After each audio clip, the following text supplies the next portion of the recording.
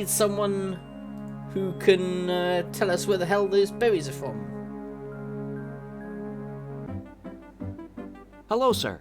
We've come to Forever Mountain in hope of peering into the wildlands, that we might have some sort of idea where we are going. I am pleased to meet you. My name is Tycho Northpaw.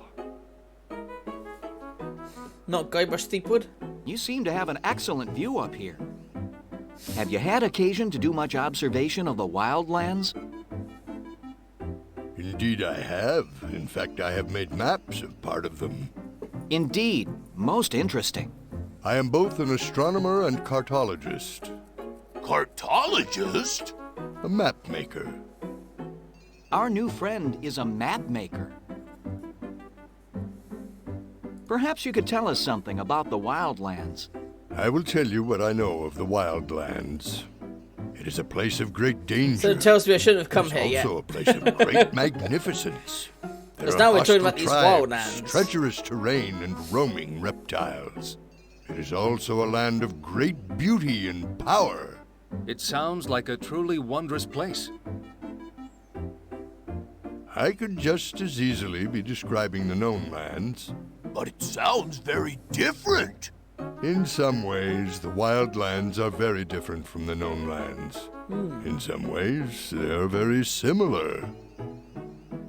Have you ever been to the wildlands yourself? I have not. With my impaired sense of smell, I am at somewhat of a disadvantage in the wilds. I do, however, occasionally encounter a traveler who has been through the wildlands, and he will supply me with information. Many fear the wildlands and say they are full of unspeakable dangers. That is only fear of the unknown. If you make the unknown known, the fear has nowhere to take root. I don't know. I mean, a knife can still be quite scary in someone's hands, but I know what a knife is. Can you give us any suggestions for our journey? Keep all of your senses on alert, especially your common sense. You will need them. The boar's gonna be like, what's common about your sense? How much of the wildlands can be seen from this mountain? That is hard to say. I cannot see as much as I used to when I had my light catcher. However, no one I have met has ever reached the other side and returned to tell their story. Yes, the wildlands are a fascinating place, but there are some... Tell us about yourself. How did you come to live here on the edge of the wildlands? I was born a member of the dog tribe and raised to be a hunter. However, that career was cut short. You see, I suffer from hay fever, which not only renders my sense of smell useless, but on the hunt, my sneezing had a tendency to alert the prey to our presence. I soon became quite a liability to the hunting party. That's a I'm shame. terribly sorry. That must have been quite difficult for you. Not really. True, the other members of the tribe soon ostracized me, but I was never much of a hunter anyway. My heart just wasn't in it. I was much more interested in the stars. I would lie on my back night after night and watch them into the early hours of the morning. I charted their progress across the sky and studied them until I knew each and every one by heart. So I decided to become an astronomer.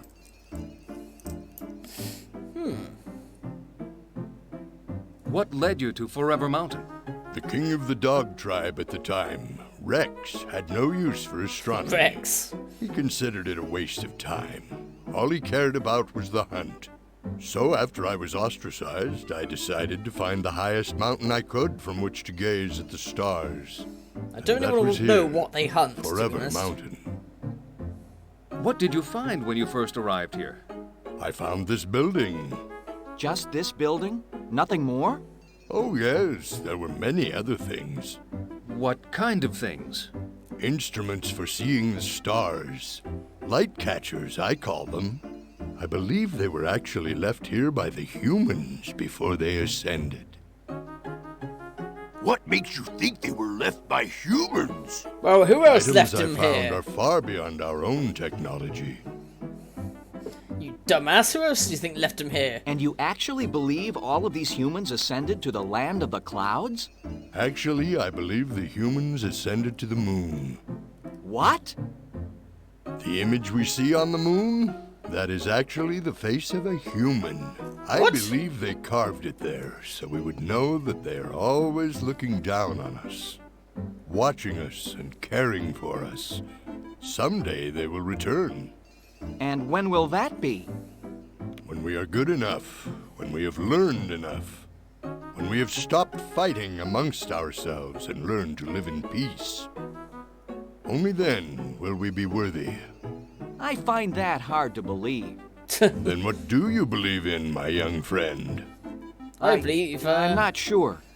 I'm really not sure. I believe they died of a disease. That's what. That's all. You mentioned something called a light catcher. What is that? Ah, my light catcher. It is an instrument I found in this house. It makes objects that are far away seem close at hand. It makes the stars seem so close you could reach up and touch them. It makes the moon look as if it were right next door. What a wonderful apparatus. May we see it? I will show it to you, but I'm afraid the instrument itself is broken. About 8 moons ago, I had it on my desk. A strong wind blew through my window, blowing papers to the floor and taking my light catcher with it. Part of it shattered, and it has not worked since. It still pains me to think about it. What part broke? This small, round, clear part. The lens. It cracked in half. And you've been unable to repair it? I'm afraid so. That is most unfortunate. Such an instrument would help us greatly on our quest. There are a few... Go on. Perhaps you would lend us the... There's no point in getting a map until we have some idea of what... You're probably... Yeah, exactly. We'll be... Good luck. That's why I think I came in a bit early.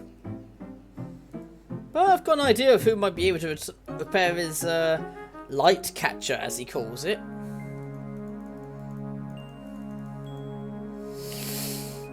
Okay, so that didn't work.